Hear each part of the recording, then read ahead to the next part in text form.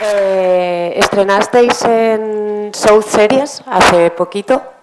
Ganasteis premio a Mejor Reparto. Felicidades. Gracias.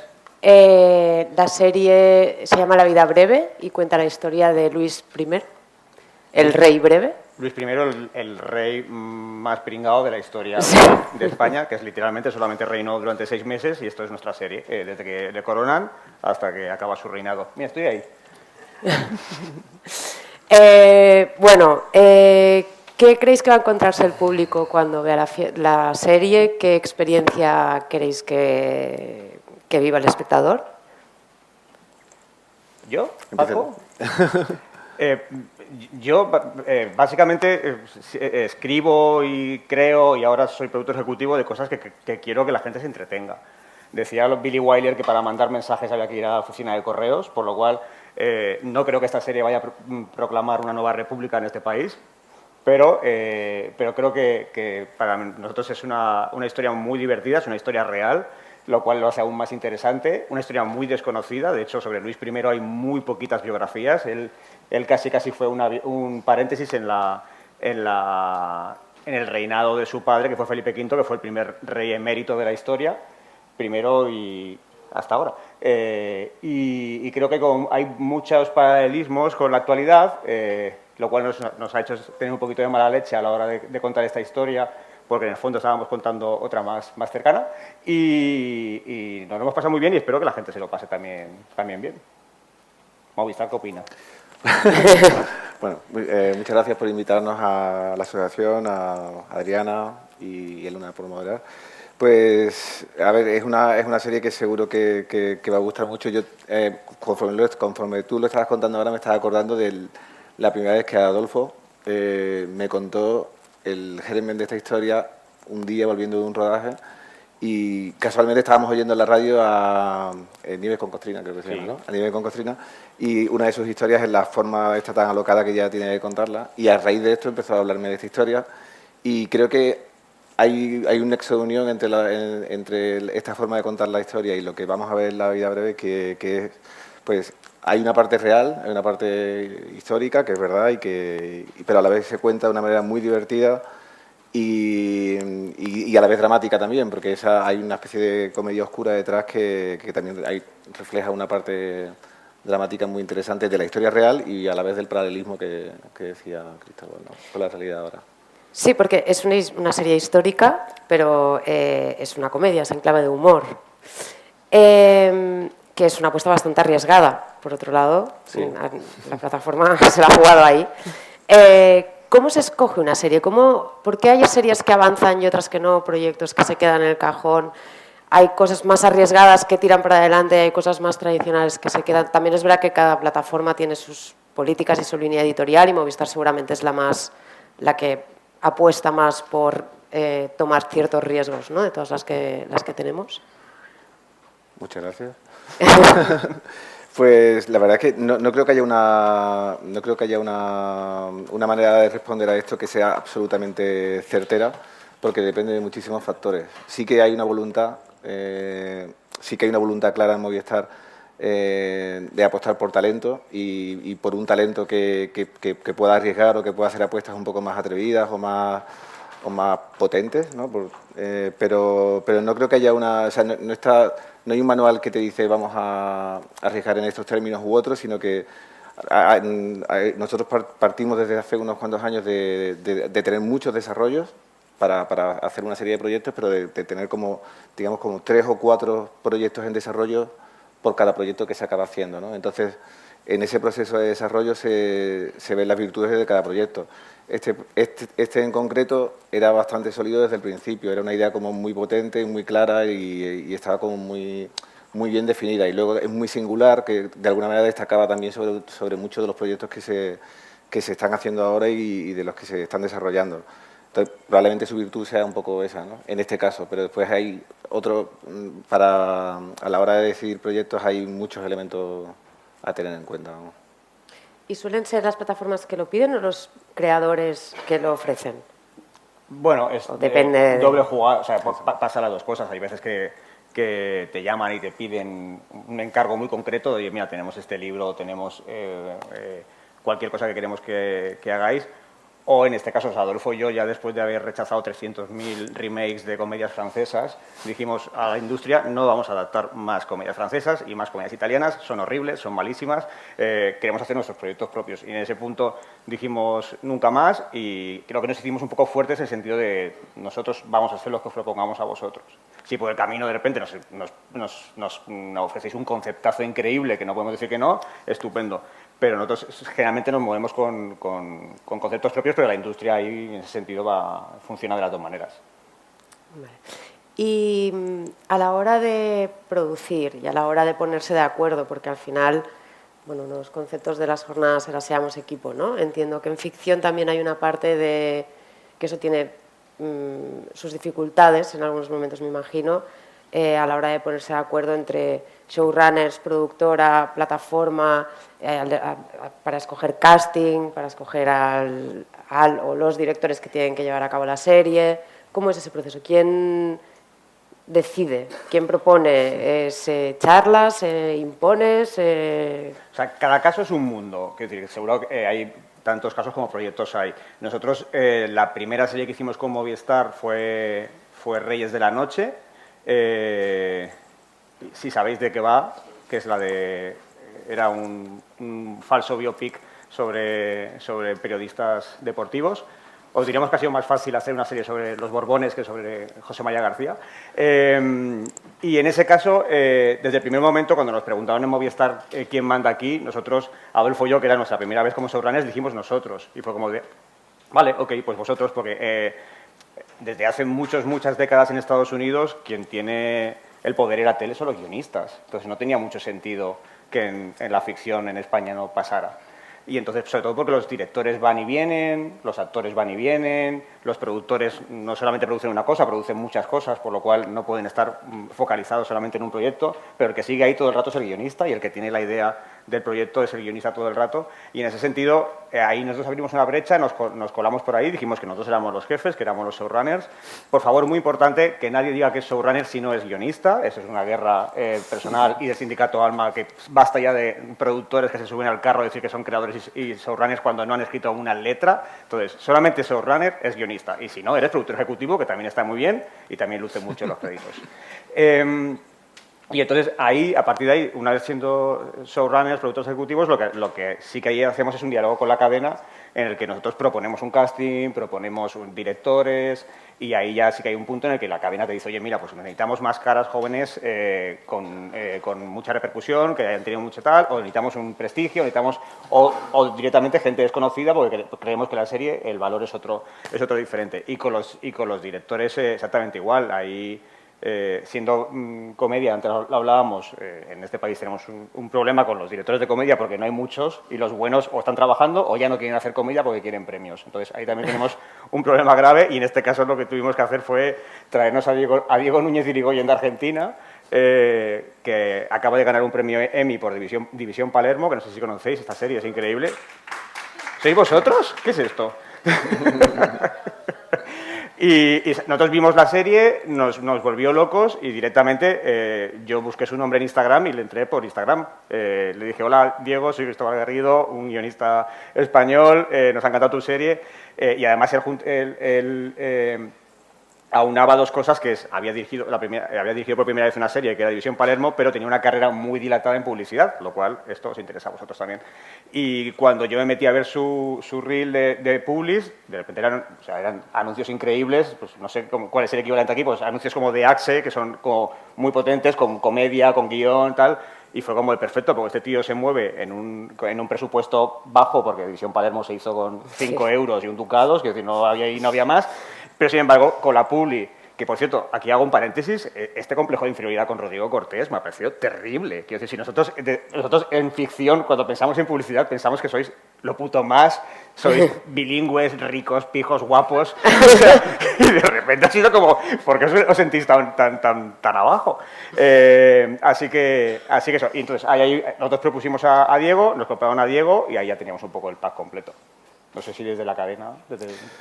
Sí, estando de acuerdo contigo, creo que no siempre es así. O sea, Claro, pues yo digo, cada proyecto es un mundo. Exacto, cada proyecto es un mundo y este perfil de showrunner que tú y Adolfo representáis, realmente no hay tantos en España, digamos, con un perfil tan claro y tan formado ya, ¿no? Porque cada proyecto es un mundo. Hay series que te piden esta figura claramente, pero porque viene casi ordenada desde su idea principal. Y después hay otros guionistas que, por ejemplo, que en algún momento han intentado ser showrunners y realmente tampoco su carrera iba por ahí o su perfil iba por ahí, ¿no? Entonces, creo que depende de cada proyecto. Hay proyectos que al final lo acaba liderando un director, aunque no sea el director de todos los capítulos, pero porque la naturaleza es esa, ¿no? Creo que de alguna manera, dependiendo de dónde parte la idea, ¿no? Se acaba formando de una manera o de otra en ese sentido, ¿no?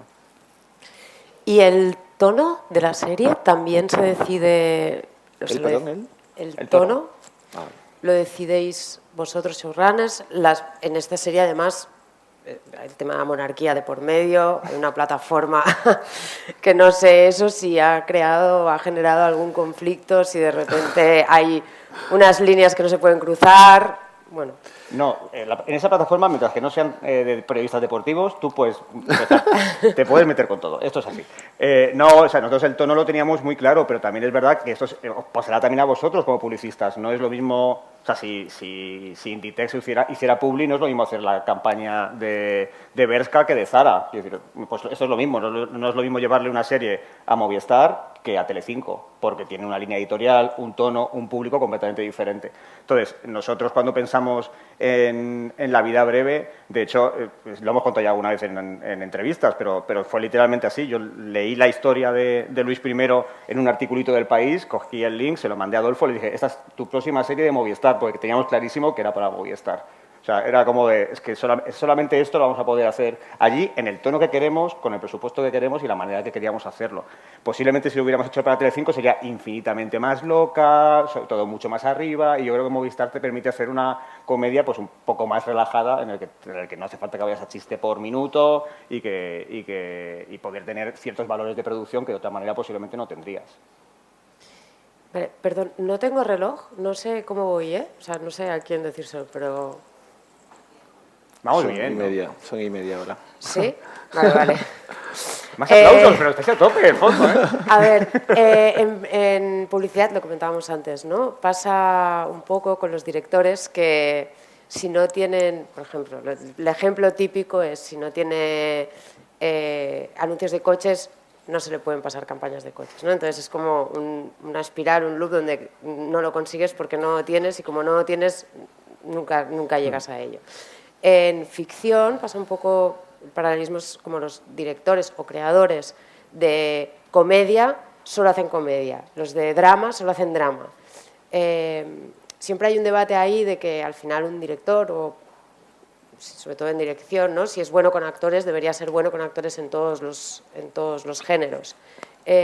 ¿Cómo lo sentís eso? ¿Cómo lo veis? Y desde la plataforma, cuando vas a buscar algo, un director o un creador para una serie de comedia, tiene que ser fulanito menganito porque ya lo han hecho antes, ¿no? No, parece como que no se puedan intercambiar. Sí, a ver, no hay, igual un poco como la otra pregunta que me hacías antes, no hay un manual, no hay unas directrices que te dicen tenemos que ir por aquí, por allí, o no. Yo creo que el curso natural te lleva a que, por mucho que apuestes por talento, apuestas por el talento, por el perfil que ese talento te ha ido dando. Entonces es más fácil que acabes apostando por un director de comedia para una comedia que de otra manera, ¿no? Pero yo la sensación que tengo, y que lo diga mejor Cristóbal, que está en el otro lado, yo creo que la sensación que tengo es que desde Movistar sí que hay una actitud abierta a que todo podría ocurrir en ese sentido. Distinto es que tiene que tener coherencia, ¿sabes? Que tiene que convencer, ¿sabes? Que no solo, ¿sabes? No se trata de arriesgar por arriesgar, sino porque detrás de ese riesgo haya una propuesta sólida. Creo que no es el riesgo más fácil, ¿no? Como hablábamos antes, ¿no? Creo que ese director de comedia, drama y a la inversa es una cosa complicada porque de repente puedes dar el salto y funciona, pero no digamos que es un riesgo importante cuando estamos hablando de proyectos que a lo mejor tienen, como es el caso de este, que son proyectos con cierta envergadura y que bueno, a lo mejor ese riesgo a lo mejor no es el más común, pero no está escrito en ningún sitio que no pueda ser, vaya. O sea, es verdad que siempre se dice, y yo creo que es verdad, que la comedia siempre es como el género más difícil. Entonces, es cierto que hay directores de comedia muy famosos en este país, Javier Ruiz Caldera, Carlos Terón, que te pueden hacer perfectamente un thriller o una peli de terror, pero con muchísima facilidad. De hecho, se mueven muchas veces en un género bastante híbrido, pero es más complicado rascar comedia de gente que no tiene a lo mejor ese background o esa sensibilidad. Entonces, a nosotros también como guionistas nos pasa, quiero decir, nosotros hemos hecho mucha comedia en cine, pero también en tele hemos hecho muchas cosas con Sara Gonzalo, que está aquí, cuando estábamos en Bambú, que yo he hecho Fariña, he hecho Gran Hotel, he hecho Velvet, es decir, he escrito muchísimas cosas diferentes, pero es verdad que la comedia es un género especialmente delicado. Entonces, está guay pues eso, apostar, y nosotros hemos hecho otras series, incluso con Paco Almáciga, hemos hecho Días Mejores, que a priori con directores que no eran ese perfil nos ha salido súper bien la jugada, y otras veces que nos ha salido menos. A mí en series me da menos problema porque nosotros, Adolfo y yo, cuando hacemos series, estamos en el set todo el rato. Entonces, si vemos que al director se le está escapando un chiste, si va a darle corten ya y va a cerrar la secuencia y vemos que nos ha llevado un plano importante, estamos encima. Entonces nosotros arropamos también mucho al director y estamos muy, muy encima para que a lo mejor no es el mejor director de comedia, pero se maneja bien en el drama, pero si vemos que el chiste no lo ha contado bien, estamos ahí para decir, oye, ródate bien este plano porque necesitamos esto para luego montarlo y que funcione. Y en esta serie en particular, porque se me ha quedado de antes pendiente, a la hora de escribir el guión, pero es una serie histórica, ¿era importante el rigor histórico? ¿Era, de alguna forma, creéis que este tipo de series ayudan a que la sociedad entienda mejor la historia de España, de dónde venimos? O sea, para nosotros generalmente para todo lo que hacemos, ya sea, pues eso, en Reyes de la Noche hablábamos de periodistas deportivos, en Días Mejores hablábamos sobre terapia de duelo, aquí hablamos sobre historia. Siempre intentamos documentarnos mucho, pero una vez que ya nos hemos empapado bien de la historia y de la verdad y del rigor, tenemos que fluir, porque no, o sea, de hecho nosotros tenemos un historiador muy, muy, muy bueno para esta serie, y cuando le decíamos, ¿tú crees que esto ha pasado aquí? Y decía, ¿pero tú qué te crees? Con los historiadores cuando escriben libros sobre Julio César o lo que sea, se inventan muchísimas cosas, porque tú sabes A y B, pero entre A y B no sabes cómo ha pasado o cómo ha llegado esa persona ahí. Entonces, claro que ellos inventan y vosotros estáis inventando cosas. Entonces, y luego hay cosas que evidentemente retuerces un poco porque necesitas un arco dramático y cosas así. En este caso, es que la historia era increíble y estaba muy contado porque de repente es este chaval que le casan con esa chica francesa que se pasó a la historia por Luisa de Orleans como que era una loca y era una pirada, pero en realidad no era una loca y una pirada, era una tía muy libre que viene de Versalles y que de repente le meten en la corte más absolutamente conservadora, casi estaban en el medievo en España en esa época, y esta venía de Versalles y de fiestas y no sé cuánto, entonces la meten aquí y claro, decían, los historiadores decían, no, se paseaba desnuda por palacio. Y lo dicen todos, pero es que a lo mejor lo único que hacía era pasearse descalza. Pero es que aquí en España verle los pies a la reina era un delito. De hecho, la madre de Luis I murió de unas enfermedades horribles. Voy a decir una cosa atroz, por favor. Murió de infecciones en la vagina porque ningún doctor se atrevió a mirarle la vagina. Entonces, es así, todo es nefasto, pero todo esto pasaba. Y entonces, con todos esos elementos que eran muy, muy, muy, muy ricos, nosotros a partir de ahí ya jugamos. Y luego si viene un historiador aburrido en su casa que ve la serie y nos dice, uy, no, es que no sé qué, esto no pasaba así, pues me da igual. Ahora está pasando todo el rato un pre-roll como una especie de merienda brutal con un montón de postres, y si os fijáis hay una columna en la que hay panteras rosas, que cuando nosotros lo dijimos a Movistar, Paco dijo, perdona, no sé si te he entendido bien, ¿habéis dicho que vais a poner panteras rosas en el? Sí, porque es bonito y me da igual, o sea, me da exactamente igual. Claro que no había panteras rosas en el siglo XVIII en España, pero queda chulo. Entonces, hay veces que como las Converse de María Antonieta, ¿no? Como las Converse de María Antonieta. Mira ahí, míralas, ahí, ¿la veis ahí en el medio? Ahí están. Pues bueno, claro que no había, pero me da igual porque queda divertido. Entonces, ahí hay que tener un poco de... Yo intenté tumbarlas, pero no pude. Pues mira, me dio igual porque yo pude más con eso. Y iba a decir otra cosa. Claro, y luego aparte tienes que lidiar también con el rigor del propio equipo. Nosotros teníamos un equipo increíble de primeras espadas de ficción y todos querían hacer el rigor absoluto. Y de hecho teníamos una nota muy graciosa con Elena Sánchez de vestuario, que hay un momento en el piloto en el que dicen, bueno, si usted abdica, ¿quién va a ser el rey? Y el rey es este niño pijo, y claro, y la siguiente secuencia es él cazando. Y entonces nos dice Elena Sánchez, tengo un traje increíble marrón de caza, y es como, no, queremos que esté vestido de rosa, porque es como es el tío más pringado y más absoluto, y si está cazando queremos que al corte sea divertido, si no, no tiene gracia verle bien vestido. Necesitamos que sea un niño pijo que de repente le viene la corona cuando menos se lo espera. Entonces, hay cosas que tienes que fluir porque la historia es así.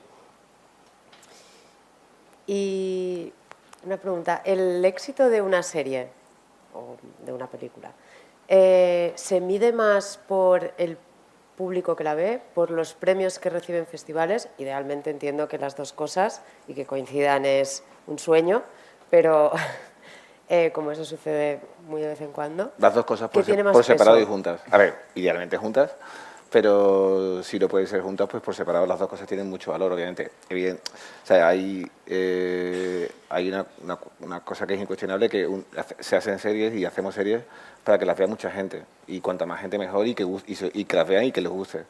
Pero también es verdad que hay un valor muy importante en los premios que tiene que ver con ese reconocimiento que hace que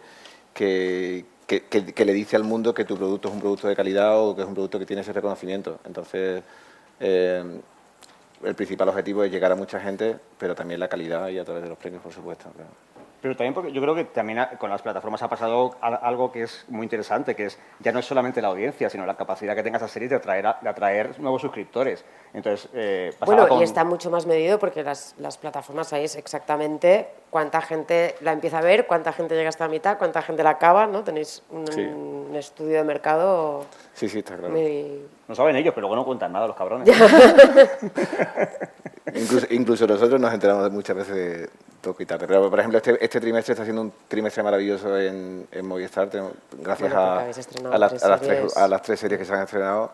Y hay una repercusión directa en los suscriptores y en los visionados, ¿no? Sí, se nota, ¿eh? ¿Sabéis la audiencia por las cuentas? Quiero decir, ¿tú puedes saber si yo he visto la serie de Alauda? A ver, ¿puedes entrar a ese detalle me meto en el mail de, o sea, ¿qué suscriptor hay? ¿Qué este perfil? ¿Este señor ha visto su serie o no? ¿Eso no lo sabéis? No. O sea, al detalle no lo sabéis. No. Vale. Me ha encantado la serie. Es verdad que me ha encantado. Sí, ¿no? Vale. Bueno, pues nada, hasta aquí hemos llegado, que creo que vamos con un poco de retraso. Nada, espero que veáis la serie, que veamos todos la serie en Yo quería agradecer, que no se lo he dicho al principio, quería agradecer a Cristóbal y a Adolfo por la serie y creo que deberéis verla, es muy divertida. Bueno, y entonces a Movistar por pagarla. Pues. Lo más importante. Pagar la fiesta. En febrero, ¿no? En febrero. Bueno, pues en febrero en Movistar. Sí, gracias a todos.